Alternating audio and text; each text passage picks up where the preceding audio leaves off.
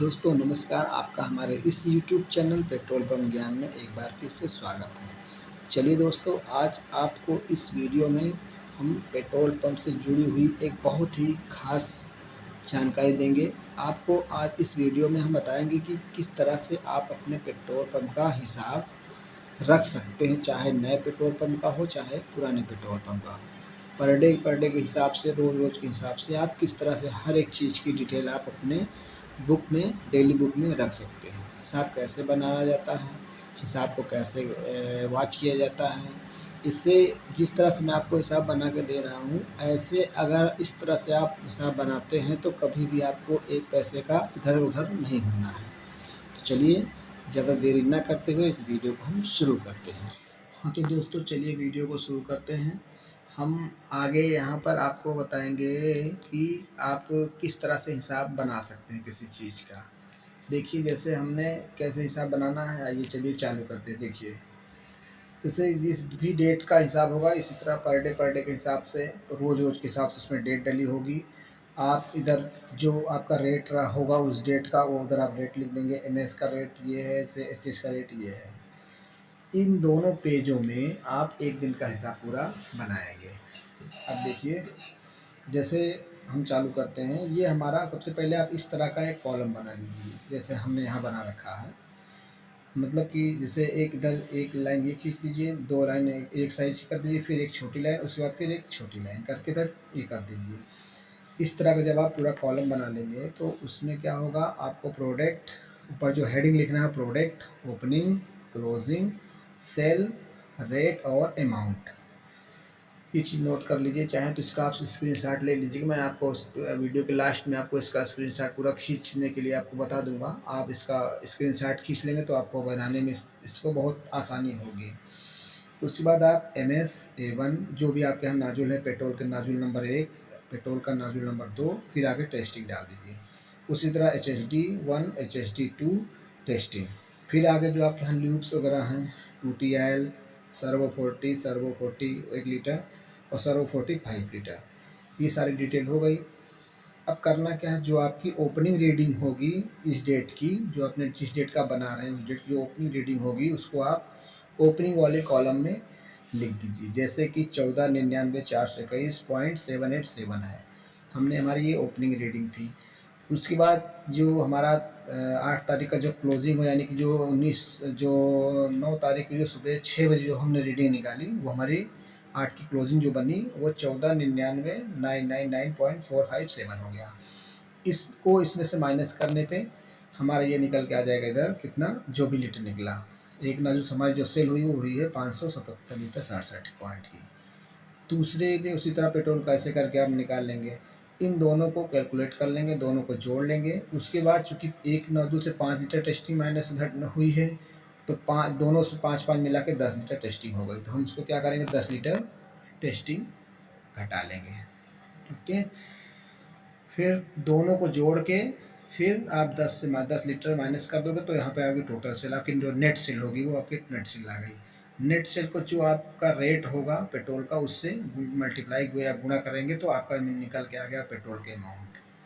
उसी तरह डीजल का भी पहले नंबर ना, ये ओपनिंग का पहले नोजल की रीडिंग ओपनिंग ये, क्लोजिंग ये हो गई। दो इसमें से इसको माइनस करेंगे तो जो आपके निकल के आया वो लिख के आ गया। उसी तरह डीजल का दूसरे नाजुल का ये ओपनिंग ये क्लोजिंग, इसमें से अगर आप इसको माइनस करके जो निकल आया हमारा ये आ गया। मैंने इसके पहले भी आपको बताया कि 5 लीटर पर डे हम सुबह टेस्टिंग करते, तो 5 प्लस 5 यानी कि 10 लीटर। तो टोटल को जोड़ के 10 माइनस कर देंगे और जो भी आया इसको हम जो हमारा रेट उससे गुणा करके टोटल अमाउंट यहाँ लिख देंगे। उम्मीद है यहाँ तक आप लोगों को समझ में आया होगा। अब इन दोनों को आपस में कैलकुलेट करने के बाद जो हमारा अमाउंट आया हमने यहाँ लिख दिया। उसके बाद पीओ सेल, यानी कि जो हमारी कार्ड की सेल होगी उसको हम इसमें से इसी अमाउंट में से माइनस कर दिए। ठीक है, फिर उसके बाद हम यूपीआई सेल, जो हमारी यूपीआई जो फ़ोनपे, पेटीएम या जो भी यूपीआई सेल होती है, हमने उसको यूपीआई सेल करके इस अमाउंट में से, बचे हुए अमाउंट में से हमने इसको माइनस कर दिया तो हमारा ये निकल के आ गया।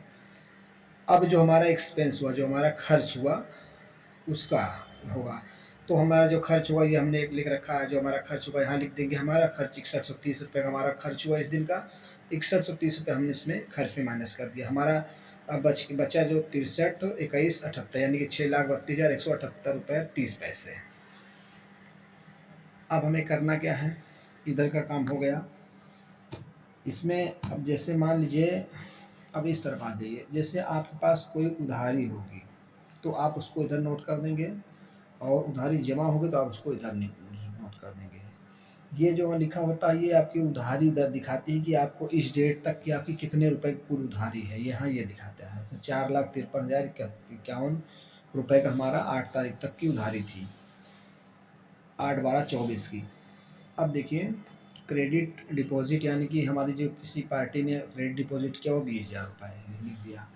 उसके बाद बैंक बैलेंस जो होगा हमारा वो पीछे से, जैसे कि 7 तारीख का जो हिसाब देखेंगे हम तो यहाँ होगा ये 3,04,841 यानी कि 3,04,841 रुपये हमारा 7 तारीख का हमारे पास बचा हुआ पैसा था, जो हमने अभी पंप में जमा नहीं किया, पंप के अकाउंट पर नहीं जमा किया, वो केवल हिसाब हमारे पास है, वो हो गया। तो 20,000 रुपये मेरी उधारी जमा हुई।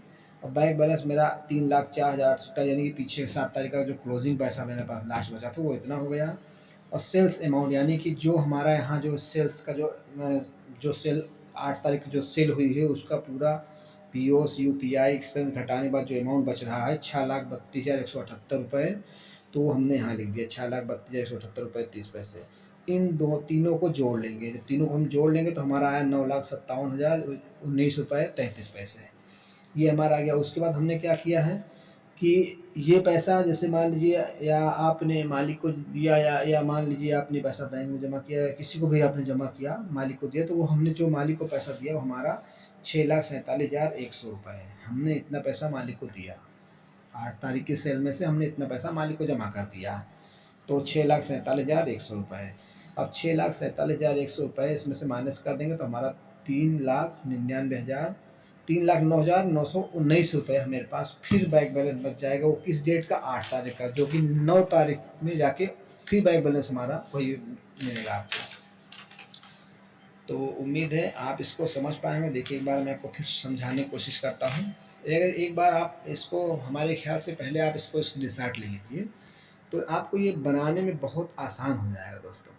इससे क्या होगा ना कि इससे आप बहुत सावधान, इसमें आप एक भी रुपए का कोई फॉल्ट नहीं हो सकता, इसलिए बहुत ही विधिवत तरीके से इसको बनाना सीख जाएंगे। ले लीजिए आप इसके चार्ट। और एक चीज़ मैं आपको शायद बताना भूल गया, इसके में नीचे जो लिखा जाएगा ये आपकी डिप लिखी जाएगी, कितनी डिप है आपकी इस डेट की, उसका स्टॉक, डिप स्टॉक, इस तरह करके। उम्मीद है दोस्तों आप सभी इसको आप एक बार समझ लीजिएगा।